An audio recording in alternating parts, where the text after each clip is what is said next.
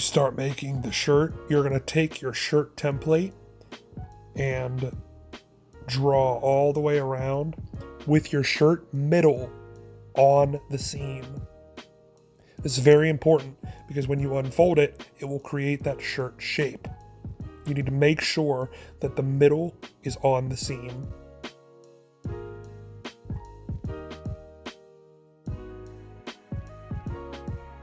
Then you're going to take your back template and do the same exact thing. You're going to put it along the fold correctly with a pencil or chalk.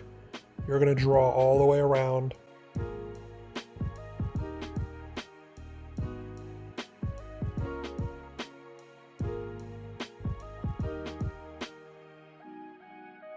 Same thing with the sleeves, but not on the fold. These are unnecessary to be on the fold. You're going to mark them all the way around.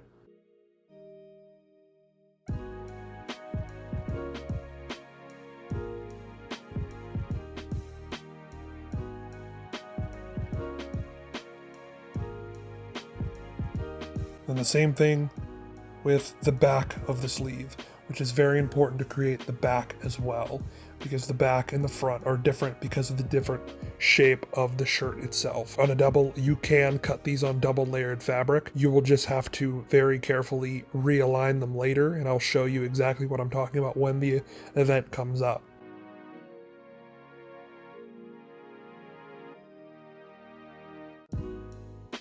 Next, you're going to make sure your fabric is flat and together, and you're going to pin all of the pieces together. When you cut them out, you don't lose them, or you don't lose your place, and the fabric doesn't sway or move when you don't need it to.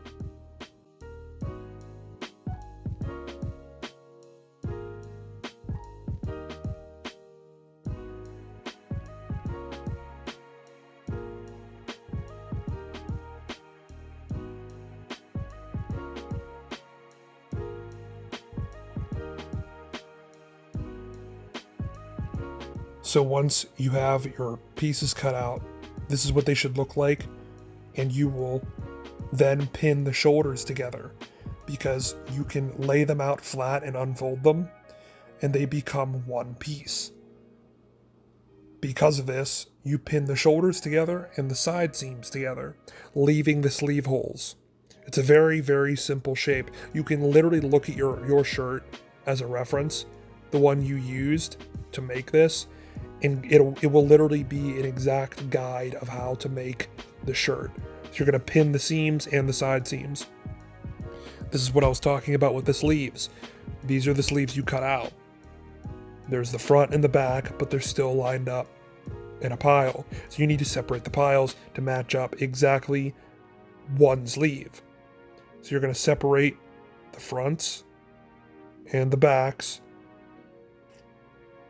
like so, and then match them up carefully, because once you start sewing, it gets really frustrating when you realize that you've sewn something incorrectly and you need to seam rip it or start all over.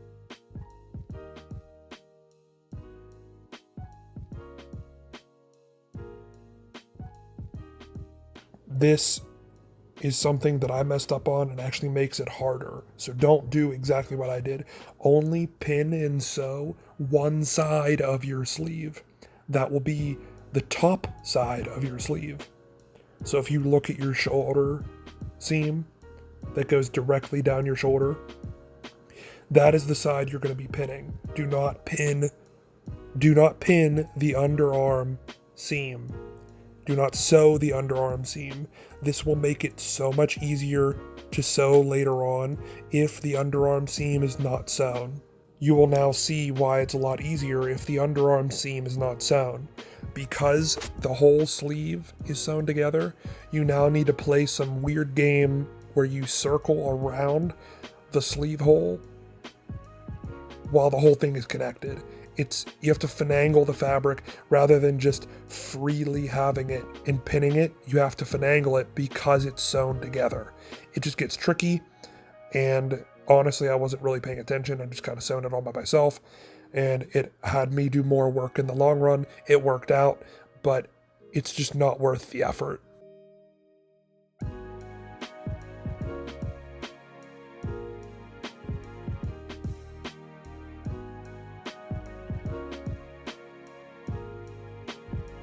The costume is starting to come together. If you haven't seen my pants video, I'll link that down in the description.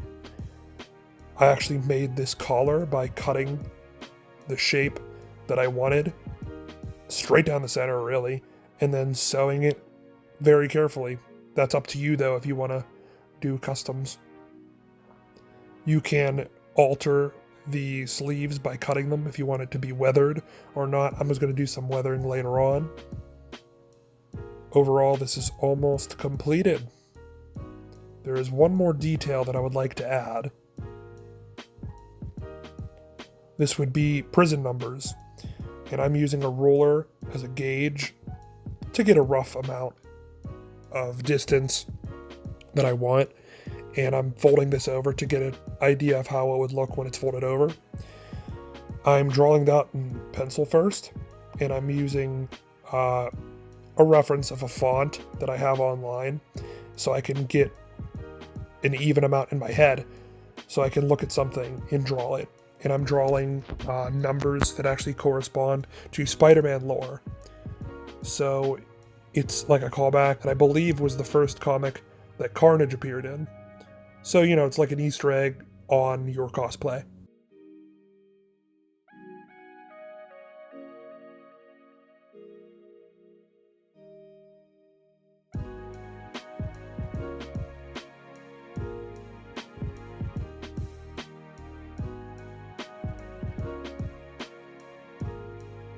For the back of the jumpsuit, I did something a little different. I chose a prison from Spider-Man lore, and that would be Ravencroft, to make this template, because I actually had to get something more specific. I went on my computer using Photoshop, and if you don't have Photoshop, there are other free programs that I will link down below that have Photoshop. And I sized it up on the back of my jumpsuit using that piece of paper.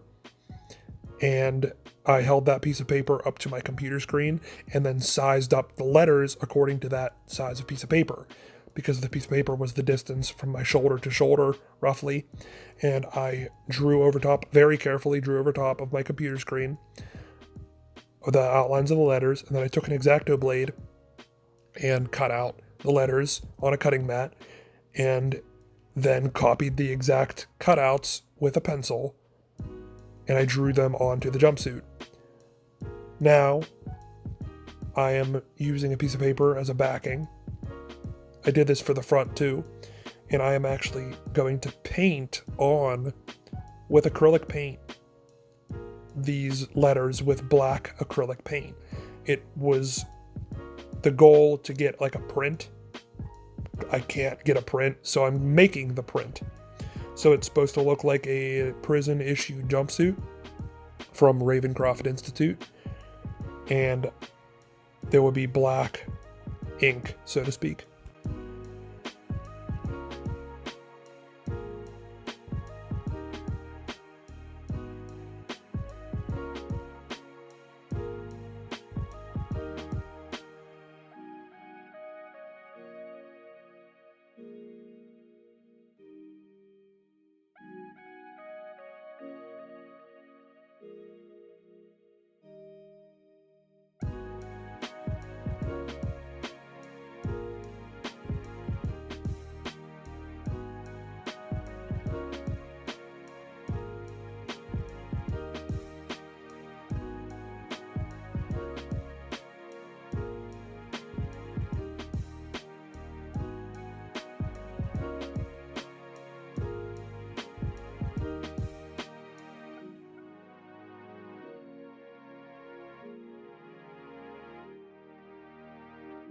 Here's the whole product with the costume in its entirety.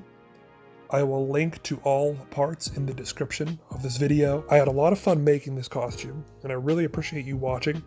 If you enjoyed this video, please leave a like. I would appreciate it. Share with your friends as well. Subscribe for more cosplay content coming in the near future. Thank you so much for watching.